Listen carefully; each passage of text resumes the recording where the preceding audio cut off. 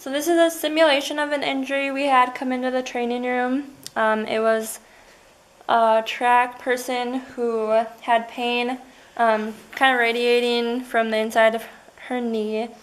She explained what happened as she was hurdling, and then when she landed after a hurdle, the foot that she landed on, she felt it give way and felt a pop and instant pain.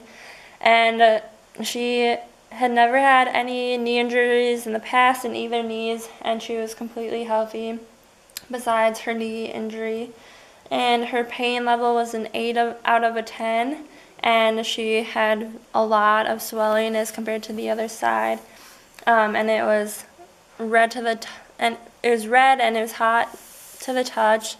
And her gait pattern when she walked in, she was limping, not putting weight on it at all. And for palpations, she was pretty swollen and everywhere. She just guarded a lot, but we checked her patellar tendon, the medial and lateral joint lines. Here, I'll move the camera. Go ahead and lay back, actually.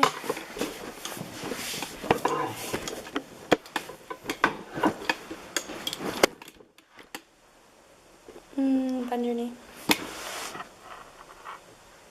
So, lateral joint line. Again, she was really swollen, so we couldn't feel much, and there was a lot of pain. The fibular head, and then we also did the medial joint line.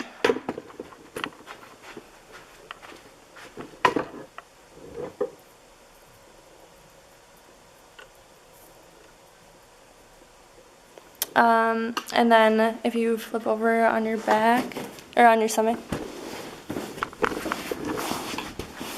we also felt the popliteal fossa, and there was pain there.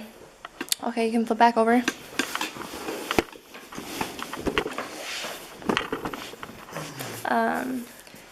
For goniometry, we didn't do goniometry when she came in. We did ranges of motion, so actively, would you scoot to the edge of the table and extend your knee? Alright, do the same with the other one. Okay, now, and we compared from side to side. Then would you flip on your stomach? Actually, you can stay where you are, because I'll do the passive range of motion. And that was pretty limited on the injured knee as compared to the other one. Flip over on your stomach. And now do knee flexion, so bring your heel to your butt. Okay, now I'll do passive. And for the injured knee, it was much less motion as compared. And then for manual muscle tests, she had for knee flexion, so go ahead and resist on both sides. Okay. Where you resist? Okay. She had very limited as compared to the other side. And then for, actually, can you scoot onto the table more? Perfect. Okay. For semimembranosus and tendinosis, we did it with her. So you're gonna keep it like this. And you want to rotate it? And resist. Okay, now do the other side. And resist. Okay. Then for biceps femoris, you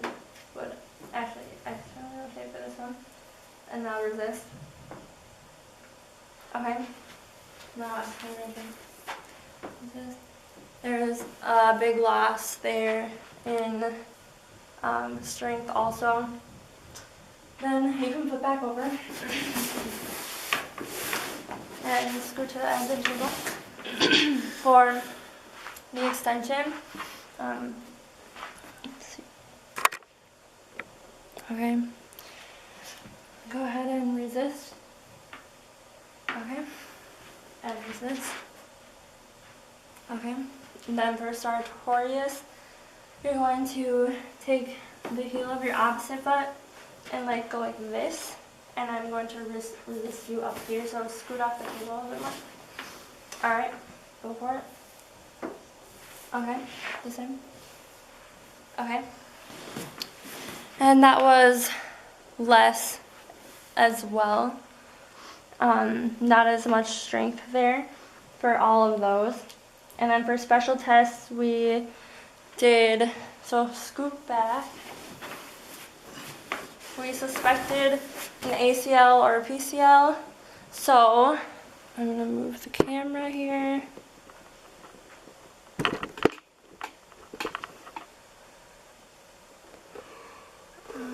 Let's see.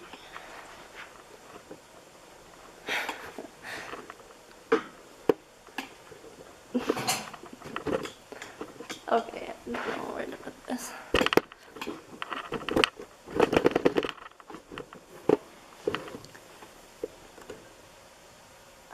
Okay, so we suspected a possible ACL or a PCL, so we did an anterior drawer and posterior drawer.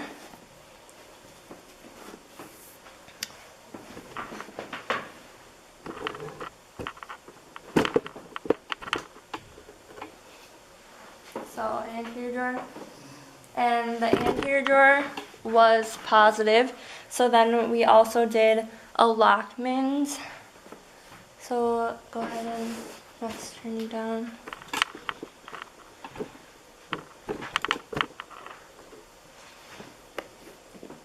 And just relax your leg. And that was also a positive test. So we concluded that the patient had an ACL, but we also did a posterior drawer test. So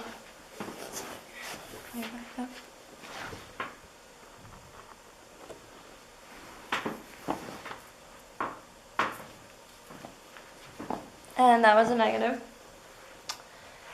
And yeah, so we concluded that she had a torn or strained ACL, and she's now getting imaging done, and we're treating her.